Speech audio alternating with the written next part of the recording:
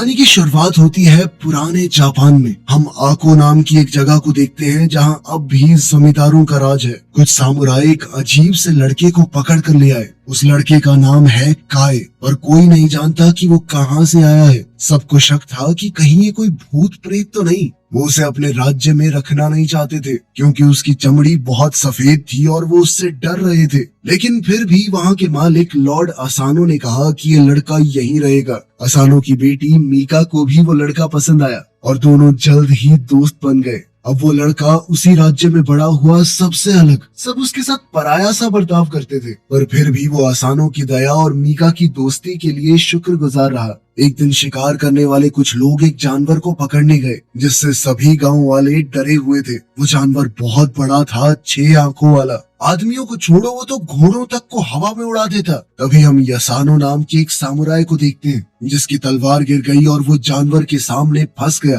काय ने अपनी जान खतरे में डालकर उस जानवर को खत्म कर दिया। उसने यसानो की जान तो बचाई ही, साथ ही उसकी तलवार उसे वापस दे दी। यसानो ने घिन से कहा, मैं मर जाता तो ही बढ़िया था, इस अशुद्ध ने मुझे बचाया। छी। वो सभी लोग ये मानते थे कि काय कुछ अलग ही है। खैर जल्द ही बाकी सामुराई वहाँ पहुँच गए और उन्हें लगा कि यसानो ने ही इस जानवर को मारा होगा। यसानो भी चुप रहा और सारा क्रेडिट खुद ही ले गया। वहाँ से जाने से पहले काय ने एक अजीब सी सफेद लोमड़ी देखी जो उसकी तरफ एक टक देख रही थी। उसकी दोनों आंखें अलग रंग की थी। इसी दौरान दूसरे राज्य नगाटो में वही सफेद लोमड़ी उनके मालिक लॉर्ड कीरा के पास गई। अचानक लोमड़ी एक खूबसूरत औरत में बदल गई। वो असल में कीरा की जासूस है। उसने कीरा को बताया कि लॉर्ड असानो को खत्म करने का उनका प्लान सफल नहीं हुआ। जब शिकार से लोग वापस आए तो मीका ने अपने पिता का स्वागत किया। उसने पूछा कि कोई चोट तो नहीं लगी। असानो ने मजाक में कहा, किसी खास के लिए फिक्र हो रही है क्या? तब पता चला कि 6 आंखों वाले जानवर को खत्म करना क्यों जरूरी था।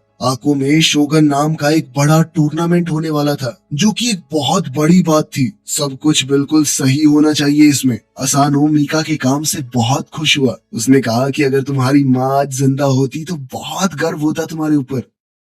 उस रात मीका काय के पास गई। काय को बहुत चोट लगी थी तो मीका ने उसका ख्याल रखा। इसके बाद मीका ने यसानो की बात छेड़ी। उसने बताया कि जब सब लोग उसकी तारीफ कर रहे थे तो उसकी आंखों में शर्म थी। काय समझ गया कि मीका जानती है क्या हुआ होगा। उसने तुरंत कहा कि मुझे कोई दिक्कत नहीं चाहिए, तुम जाओ यहाँ से। साथ ही काय ने ये भी कहा कि मैं हमेशा तुम्हें चाहता रहूंगा, लेकिन मेरी जगह अलग है, तुम्हारी अलग। जल्द ही बड़ी धूमधाम से शोगुन का दिन आ गया। एक औरत दिखाई पड़ती है जो जानी पहचानी से लग रही थी। उसकी आंखें भी 2 रंग की हैं, बिल्कुल उसी लोमड़ी जैसी जो हमने जंगल में देखी थी। काय को ये बात अजीब लगी तो वो ओइशी को बताने गया। दोनों को ही ये पता नहीं था कि उसका बेटा शिकारा उनकी बातें सुन रहा है। काय ने कहा कि हमारे बीच में एक जादूगरनी है, पर ओइशी ने याद दिलाया कि सिर्फ राक्षस ही जादूगरनी का असली चेहरा देख सकते हैं। तुझे कैसे पता ये सब? अगले दिन त्योहार फिर से शुरू हुआ और लॉर्ड कीरा वहाँ आया। उसने लॉर्ड असानो से तमीज से बात की, पर दिल ही दिल में तो दोनों एक दूसरे से बहुत नफरत करते हैं। कीरा ने कहा, वाह बहुत अच्छी रखेल है तुम्हारे पास। बहुत गुस्से में असानो ने जवाब दिया कि मेरी बेटी है, ये समझा, तमीज से बात कर। नाटक के बाद अब समय था दोनों देशों के बीच में मुकाबले का। लॉर्ड कीरा का योद्धा कमाल का था। सब लोग उससे काफी इम्प्रेस हो गए। कीरा ने चिढ़ाते हुए मीका से कहा, चिंता मत करो, मुझे यकीन है कि तुम्हारे पिता का चुना हुआ योद्धा भी उतना ही ताकतवर होगा। लेकिन किसी को भी उस पर ज्यादा भरोसा नहीं था क्योंकि उसके पिता ने यसानो को चुना था, ये सोचकर कि उसी ने 6 आंख वाले उस जानवर को मारा है। सब सोच रहे थे कि यसानो आता ही होगा, लेकिन लड़ाई से ठीक पहले उससे वो लोमड़ी मिलने आई और अब वो कुछ बदला सा लग रहा था। जब शिकारा उसे लेने आया तो यसानो बिल्कुल भी लड़ने की हालत में लग ही नहीं रहा था। काय ने कहा कि किसी और को बुला लो, लेकिन अब इसका वक्त नहीं था। अगर उनका योद्धा जल्द ही नहीं पहुंचा तो बहुत बुरी बेइज्जती हो जाएगी उनकी। असानो का सर नीचे झुक जाएगा। लेकिन इस मुकाबले में सिर्फ एक सामुराई लड़ सकता है और वो तो दोनों ही सामुराई नहीं थे। लेकिन सामुराई मास्क पहनते हैं, लेकिन एक मुखौटे के पीछे तो किसी को पता नहीं चलेगा कि लड़ने वाला आदमी यसानो है या नहीं। सब लोग इंतजार कर कर के बोर हो गए। शोगन ने अपने नौकर से कहकर असूनो से पूछवाया, कहाँ है आपका योद्धा? लेकिन तभी आको देश का योद्धा भी आ गया। उसकी एंट्री इतनी जबरदस्त नहीं थी जितनी उसके दुश्मन की, पर सबने चैन की सांस ली कि चलो आ तो गया। पर यह सुकून भी जल्द ही छिन गया। कीरा का योद्धा उस बेचारे को तोड़ने लगा। एक तीर के वार से उसका मुखौटा सबके सामने गिर गया और सब लोग बिल्कुल चौंक गए। शोगुन ने लड़ाई रुकवा दी और नीचे आया। एक नजर में ही उसने पहचान लिया कि काय कोई सामुराई नहीं है। शोगुन ने दूसरे योद्धा को उसे खत्म करने का हुक्म दिया। मीका बिल्कुल घबरा गई और काय के सामने खड़ी हो गई। लॉर्ड असानो ने इसके लिए माफी मांगी और सारा दोष अपने ऊपर ले लिया। असानो ने कहा कि अगर किसी को सजा देनी है तो मुझे दो। शोगुन मान गया और सजा को लोगों पर छोड़ दिया। उसी दिन शाम के समय लॉर्ड कीरा के सामने एक जादूगरनी अपना प्लान बता रही थी कि कैसे वो आको का पूरा इलाका लॉर्ड अकानो से हथिया लेगी। उसने कहा कि वक्त बिल्कुल सही है। अकानो के सर पर इस वक्त बहुत बोझ है। उसने अपने जादू से एक मकड़ी को पैदा किया। सोचो कितनी आंखें थी उसकी। हाँ, फिर से 6 आंखों वाला वो डरावना जानवर। अब समझ आया कि वो पहले वाला जानवर कहाँ से आया था। वो मकड़ी उसके होठों के पास चली और असानो को एक जहरीले डंक से बीमार कर दिया। असानो जागा और उसे भ्रम हुआ कि कीरा मीका के ऊपर हमला कर रहा है। उसने तलवार उठाई अपनी बेटी को बचाने के लिए, पर ये सब तो उसके दिमाग में चल रहा था। लेकिन जो हमला उसने कीरा पर किया वो सबको दिखाई दिया। सामुराई दौड़ते हुए उसे रोकने के लिए आए और कीरा ने बेचारा बनने का नाटक किया। इस घटना के लिए असानो को मौत की सजा दे दी गई क्योंकि उसने एक मेहमान के ऊपर वार किया था, पर अपनी इज्जत और रुतबे की वजह से उसे एक काम खुद करने का मौका दिया गया। बाद में असानो ने ओइशी से कहा कि ये फांसी से कहीं बेहतर है। ओइशी ने कहा कि ये गलत है, आपकी गलती क्या है, आपको वश में किया गया था। पर असानो अब सिर्फ अपने परिवार की इज्जत बचाने के बारे में सोच रहा था। इसके बाद वो मीका से अलविदा कहने चला गया। उसने मीका से कहा कि रोना मत,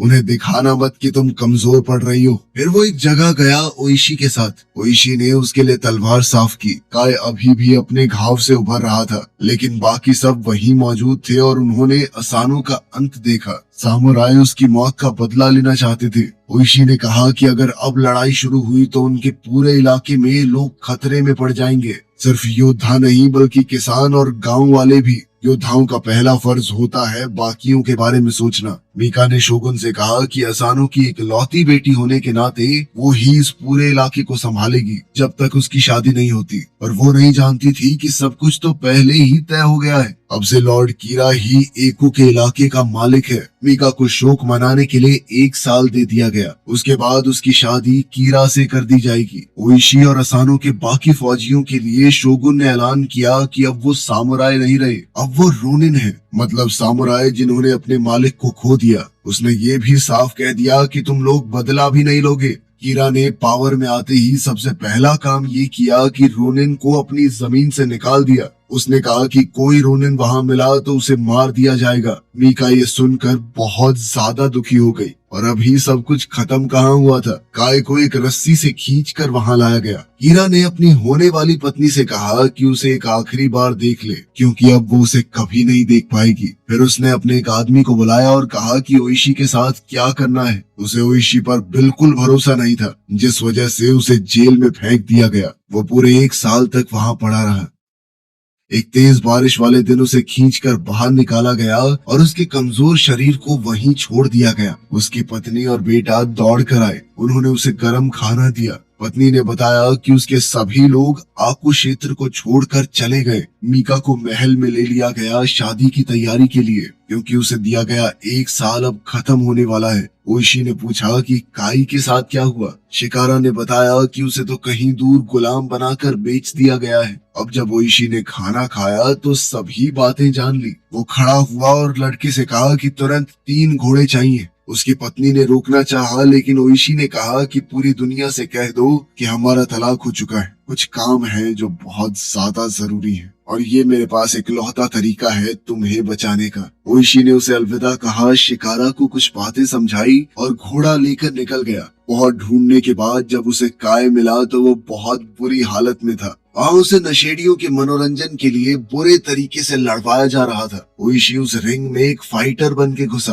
क्योंकि बस इसी तरीके से वो काय से बात कर सकता था। लेकिन पिछले 1 साल में काय सिर्फ एक लड़ने की मशीन बन चुका था। उसके ऊपर इस हद तक प्रताड़ना हुई थी कि अब वो ओइशी को पहचान तक नहीं पा रहा था। ओइशी कहता रहा, बे मैं हूँ, ध्यान दे, लेकिन काय उस पर लगातार वार करता रहा, मानो बस उसका शरीर लड़ रहा हो, अंदर से मर चुका हो। वो कुछ सोचने समझने की ताकत नहीं है। उसे तब होश आया जब उसने मीका का नाम सुना। फिर उन दोनों ने उस लड़ाई की जगह से भाग निकलने का रास्ता बनाया, गोलियों से बचते बचाते। जब वो दूर तक चले गए तब दोनों बात करने लगे। अब उनका रिश्ता बिल्कुल बदल गया था। काय अब वो शांत चेला नहीं रहा, अब वो बोलने में तेज और बहुत गुस्से वाला बन गया था। साथ ही ओइशी ने माना कि मुझे तुम्हारी वो जादूगरनी वाली बात माननी चाहिए थी। लॉर्ड कीरा ने उनके मालिक को धोखे से मरवाया है। उसे अब काय की मदद चाहिए थी और 1 साल तक जेल में रुकने से उसकी सोच भी बहुत बदल चुकी थी। इसीलिए अब ओइशी काय के साथ बहुत इज्जत से बर्ताव कर रहा था। जल्द ही कीरा के महल के बाहर एक आदमी पहुंचा। वो डच आइलैंड से कुछ खबर लेकर आया था। उसने बताया कि जिस योद्धा को तुमने हमें बेचा था वो एक सामुराई की मदद से भाग गया। जिसके बाद कीरा ने जादूगरनी से जल्द ओइशी को ढूंढने को कहा। वो चाहता है कि ओइशी को पूरी तरह खत्म कर दिया जाए। उधर काय और ओइशी तालाब तक पहुंच गए जहां शिकारा उनका इंतजार कर रहा था। शिकारा ने ओइशी के सभी लोगों को वहां इकट्ठा किया हुआ था। उसने कहा कि उसके पास एक प्लान है, लेकिन ये प्लान शोगुन के हुक्म के खिलाफ था। मतलब जो भी इसमें शामिल हुआ वो ज्यादा दिन तक जिंदा नहीं बच पाएगा। जैसे ही उसने बताया कि उसका मकसद है लॉर्ड कीरा को खत्म करना, तो सब लोग उत्साह से चिल्ला उठे। सब उसके प्लान के हिसाब से काम करने को तैयार हो गए। किले में बहुत से गार्ड्स मौजूद हैं, बहुत सुरक्षा है। इसीलिए उन्हें पता करना होगा कि कीरा अपने मंदिर के दौरे पर कब जा रहा है। उन्हें और लोगों की भी जरूरत है और तलवारों की भी। ओइशी ने ये काम अपने कुछ लोगों को दिया। उनमें से एक आदमी काय पर गुस्सा हो गया, उस पर हमला करने की कोशिश की, ये कहते हुए कि वो एक सामुराई नहीं है। ओइशी ने उसे रोका और कहा कि तुम भी नहीं हो, हम में से कोई सामुराई नहीं है अब। फिर हर एक टीम अपने अपने काम पर चली गई। जल्द ही ओइशी और काय यूत्सु नाम की एक जगह पर पहुंचे, जो कि तलवार बनाने वालों का एक गांव था। वो जगह ऐसी लग रही थी मानो कोई सुनसान नगरी हो। एक भी आदमी नहीं दिख रहा था। जैसे ही उन्होंने कुछ सिपाही देखे, ओइशी ने कहा कि जी हम तो किसान हैं, कुछ औजार खरीदने आए थे। सिपाही ने कहा कि अब ये लॉर्ड कीरा का गांव है। सैनिकों ने शिकारा के हाथ देखकर ये कहा कि ये किसान के हाथ तो नहीं लगते। काय समझ गया कि क्या होने वाला है और उसने तुरंत उन फौजियों के ऊपर हमला बोल दिया। उसने सबको इतनी जल्दी खत्म कर दिया कि बचे हुए लोग बहुत ज्यादा डर गए। उन्होंने मरे हुए सिपाहियों की तलवारें उठानी शुरू की। अब तक ये साफ हो गया था कि कीरा ने पूरा इलाका जीत लिया है और अब उन्हें वहां से हथियार नहीं मिलेंगे। तब काय ने अपना राज ओइशी को बताया। उसने कहा कि हम तेंग्यू जंगल में हथियार ढूंढ सकते हैं, जहां मैं भूत प्रेतों के बीच पला हूं। उसने कसम भी खाई कि वो कभी उनका दिया हुआ जादू इस्तेमाल नहीं करेगा। ओइशी को उसकी भूत प्रेतों वाली बातें पसंद नहीं आई, लेकिन उसके पास कोई दूसरा चारा भी नहीं था। बदला तो उसे किसी भी हाल में लेना था। तभी उनका एक आदमी लॉर्ड कीरा के अगले दौरे की जानकारी लेकर आया, लेकिन अचानक वो एक सुंदर लड़की से मिला और उधर ही उलझ गया। उसकी आंखें बहुत अलग थी। उसने पूछा, तुम्हारा नाम क्या है? उधर ओइशी के लोग संभल कर जंगल में घुसे। उन्होंने उत्तर दिशा के बारे में पूछा और काई ने कहा कि वहाँ भूत हैं। इसके बाद ओइशी और काई एक अंधेरी गुफा में घुस गए, जबकि बाकी लोग बाहर ही रुके हुए थे। अगर बहुत से लोग एक साथ गए तो भूत प्रेत नाराज हो जाते हैं। काय ने ओइशी को कहा कि कुछ भी हो जाए लेकिन अपनी तलवार मत निकालना, ध्यान रखना चाहे कुछ भी हो जाए। उधर गुफा के बाहर खड़े रोनिन आपस में बातचीत करने लगे। वो ये समझ नहीं पा रहे थे कि आखिर ओइशी को काय के ऊपर इतना भरोसा क्यों है। थोड़ी बातचीत के बाद उन्होंने फैसला लिया कि हमें काय के ऊपर भरोसा नहीं है। अगर उसने अंदर ले जाकर ओइशी को मरवा दिया तो। अब वो लोग भी गुफा के अंदर जाने को तैयार हो गए, जो कि उन्हें किसी भी हालत में करने से मना किया गया था। उधर काय एक अंदर वाले कमरे में अकेला गया। जल्दी ही एक अजीब सा दिखने वाला आदमी उसके पास आया। वो और काय बाहर की दुनिया के बारे में बातचीत करने लगे कि किस तरह काय जैसे लोगों के साथ बुरा बर्ताव किया जाता है। उसे भी तो मौके मौके पर गंदा खून कहा गया, हर जगह से ठुकराया गया बिना किसी गलती के। लेकिन यहाँ प्रेतों की दुनिया में उसके साथ कुछ गलत नहीं हुआ, उसे अपनाया गया। वहीं बाहर के कमरे में ओइशी अपने लोगों की नफरत देखकर हैरान हो गया। सभी लोग शौक में थे। फिर यसानो ने बिना वजह अपनी तलवार खींच ली। उसने एक अजीब सी लड़ाई शुरू कर दी और ओइशी के दिमाग में एक आवाज चलने लगी। वो बार बार यही कह रही थी कि तलवार निकाल और अपने लोगों को बचा। वो बेचैन होकर बिना तलवार की मदद करने की कोशिश करता रहा, पर उसके लोग एक एक करके गिरते रहे। तभी काय ने उस तलवार की मांग की जो उन दोनों के बीच गड़ी हुई थी। भूत ने कहा कि हाँ जरूर ले सकते हो, लेकिन सिर्फ एक शर्त पर, मुझसे पहले इसे पकड़ के दिखाओ। दोनों हवा में एक दूसरे की तरफ उड़े, पर काय बहुत तेज था। उस भूत को ये देखकर बहुत खुशी हुई कि काय में अब भी उतनी ही तेजी है। उधर दूसरे कमरे में सब कुछ उल्टा पुल्टा हो रहा था। ओइशी के लोग कभी गुफा में आए ही नहीं थे। ये सब सिर्फ उसका भ्रम था। ये ओइशी की लगन और भरोसे की एक परीक्षा थी। जब काय वापस आया तो उसके पास कई तलवारें थी। अब सभी रोनिन वापस आंखों के बाहर आ गए। इसोगाई वहीं पर था और उसने कहा कि लॉर्ड कीरा आज रात किला छोड़ने वाला है। ओइशी ने उसका संदेश तो ले लिया, लेकिन इस बात पर ध्यान नहीं दिया कि इसुगाई की आंखें धुंधली हो गई थी। शिकारा भी लड़ाई में शामिल होना चाहता था, पर उसके पिता ने मना कर दिया। इसके बाद वो एक बूढ़े आदमी के साथ पीछे रुक गया। रात का समय हुआ और रोनिन चुपके से जाल में घुस गए। एक बहुत ही लंबे बालों वाला इंसान पूजा कर रहा था। उसे बस ओइशी के पास आने का इंतजार था। फिर अचानक उसने पलट कर देखा, ये वही जादूगरनी है। उसके हाथ के एक इशारे से आसपास आग लग गई। बहुत लोग मारे गए, कुछ रोनिन बुरी तरह घायल हो गए। किले में जादूगरनी ने लॉर्ड कीरा को एक तलवार दी और कहा कि ये पहले ओइशी की थी। फिर उसने मीका को चिढ़ाते हुए बताया कि कैसे मैंने अकेले तुम्हारे बाप की बची खुची फौज को भी खत्म कर दिया। उनकी बातचीत के दौरान जादूगरनी ने अपना एक खंजर मीका के पास ही छोड़ दिया, जिसके बाद मीका को एक आइडिया सूझा। उधर रोनिन के कैंप में हमें पता चला कि जादूगरनी गलत थी। हाँ, बहुत लोग घायल हुए थे, पर ज्यादातर बच गए। ओइशी ने माना कि मेरी गलती है, हमें इतना इंतजार नहीं करना चाहिए था। हमें अब तुरंत बदला लेना होगा, चाहे हार हो चाहे जीत। अगर वो मरेंगे तो भी इज्जत के साथ। तभी काय ने कहा कि हम अभी भी शुरू किया हुआ काम खत्म कर सकते हैं। अब जब वो हमला करेंगे तो उन्हें बहुत बड़ा फायदा मिलेगा, क्योंकि कीरा को लगता है कि वो सब मर चुके हैं। और सुबह ही उन्हें हमला करने का एक और मौका मिल गया। काय ने वहां से जाते हुए नाटक करने वालों के एक ग्रुप को पहचान लिया। उनकी टीम पहले भी इस इलाके में नाटक कर चुकी थी। जब उन्हें रोका गया तो कलाकारों ने कहा कि हम लॉर्ड कीरा की शादी में खेल दिखाने जा रहे हैं। जिसके बाद सभी रोनिन्स ने एक नया प्लान बनाना शुरू किया और उन्हें इस बात का भी पूरा यकीन था कि संभावना है हम वापस नहीं आएंगे। और ये बात भी वो अच्छे से जानते थे कि ये कितना खतरनाक है। हो सकता है उनकी जान भी चली जाए। उन्होंने अपनी एक कहानी लिखकर तैयार की ताकि अगली पीढ़ी को पता रहे कि उन्होंने क्या किया और क्यों। सबने उसके ऊपर साइन किया, काय ने भी। अब वो उनके बीच पराया नहीं था। यसानो ने भी सबके सामने बताया कि उस 6 आंख वाले जानवर को काय ने मारा था, मैंने नहीं। थोड़ा देर से ही सही, पर चलो उसने माफी तो मांगी। साथ ही उसने बताया कि सामुराई हमेशा 2 तलवार रखते हैं और उसने काय को दूसरी तलवार दे दी।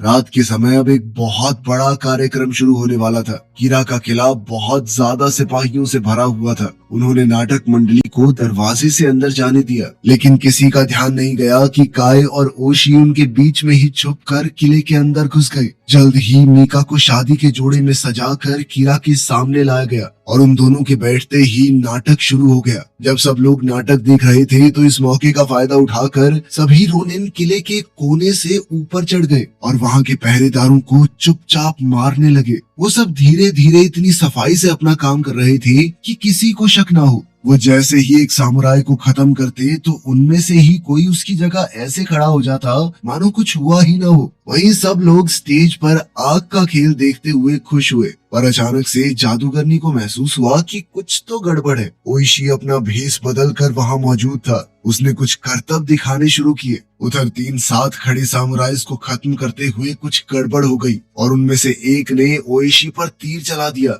जो उसके हाथ को छूकर चला गया। लेकिन वो कीरा पर जो हमला कर रहा था वो नाकाम हो गया। अब लॉर्ड कीरा के आदमी उसे और मीका को सभी तीरों से बचाते हुए वहां से ले गए। सभी रोनिन अभी भी उनके पीछे थे, लेकिन अब जगह जगह पर लड़ाइयां छिड़ गई थी। काय अकेला कई दुश्मनों का सफाया करता जा रहा था। लॉर्ड कीरा ने अपने सबसे खतरनाक योद्धा को रोनिन्स का मुकाबला करने के लिए भेजा। उसे देखकर सब डर रहे थे। वो जानते थे कि ये बहुत ज्यादा ताकतवर है। लेकिन तभी एक रोनिन ने जलता हुआ बारूद हथियारों वाले कमरे में फेंक दिया। जबरदस्त धमाका हुआ और कीरा का वो समुराई उसी में मारा गया। जादूगरनी भी तुरंत अपना रूप बदलकर वहां से उड़ गई। मीका ने मौका देखकर अपने शादी के जोड़े में छुपा हुआ वो खंजर उठाया और कीरा पर हमला बोल दिया। पर जब उसे समझ आया कि वो उसे नहीं मार पाएगी तो मौका देखकर वो वहां से भाग गई। पूरा किला अब जंग का मैदान बन चुका था। और सभी रोनिन अपनी पूरी ताकत लगा रहे थे। कुछ देर बाद काई और मीका एक दूसरे से मिले।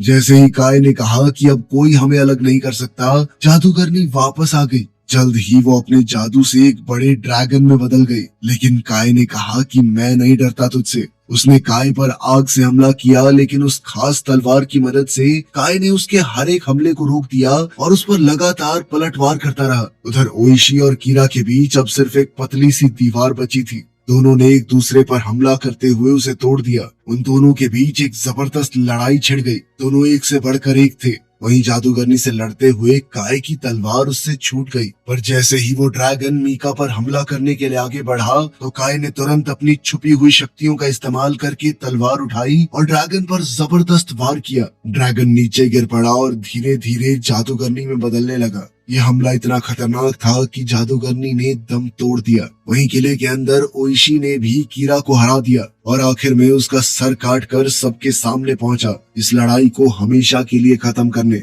लॉर्ड कीरा के मरते ही उसके सैनिकों ने भी हथियार डाल दिए। फिर सभी 47 रोनिन राजकुमारी मीका के साथ आको वापस आए। उन्होंने असानों की कब्र पर जाकर उनकी तलवार रखी और ओइशी ने कहा कि अब बदला पूरा हुआ। आखिर में राजकुमारी ने भी काई से अपने प्यार का इजहार किया और उन दोनों के बीच मोहब्बत पनपने लगी। वीडियो पसंद आई तो लाइक कर देना, चैनल को सब्सक्राइब कर लेना। मिलते हैं अगली वीडियो में।